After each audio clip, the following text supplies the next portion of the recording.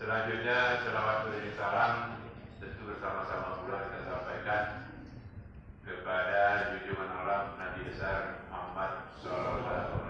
Reses ini adalah salah satu amanah daripada undang-undang. Karena kami selaku anggota DPR RI ada 3 fungsi yang melekat pada diri kami. Pertama ada fungsi budgeting, kemudian legislasi, kemudian pengawasan.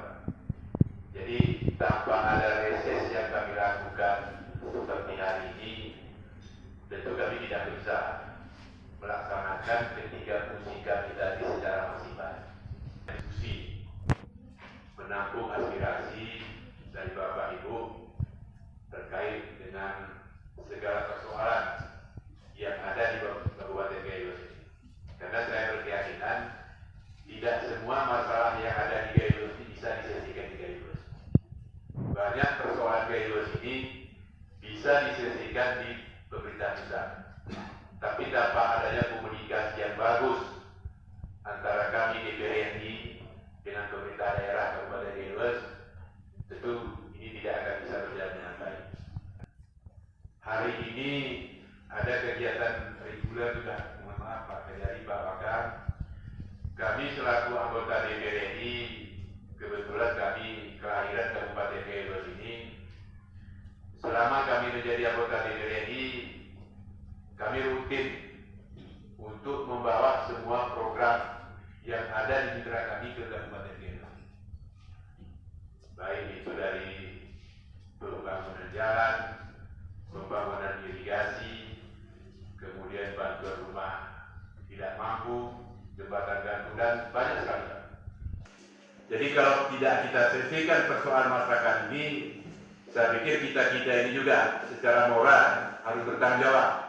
Dan kita berdosa tidur di rumah kita yang rumah gedung kita, ketika masih ada saudara-saudara kita rumahnya ketika hujan masih bocor, ketika angin kencang masih angin masuk, sehingga mereka tidak nyaman tinggal di dalam rumahnya dan tidak nyaman juga untuk melaksanakan ibadah di rumah. Sekda tadi, kita di daerah kondisi kita dalam kondisi yang tidak baik-baik saja sebenarnya, terutama masalah fiskal. Nah, banyak pergeseran kebijakan yang seharusnya semua kebijakan ini harus kita sikapi dengan baik. Salah satu contoh, kalau periode yang lalu, tahun-tahun yang lalu, selembab-lembabnya pemerintah daerah, itu pasti dia akan kebagian dana alokasi khusus. Itu dia punya jaringan atau tidak punya jaringan, pemerintah daerahnya pasti dia dengan duduk manis saja dia akan mendapatkan dana transfer dari skema dana alokasi khusus. Itu dulu Pak.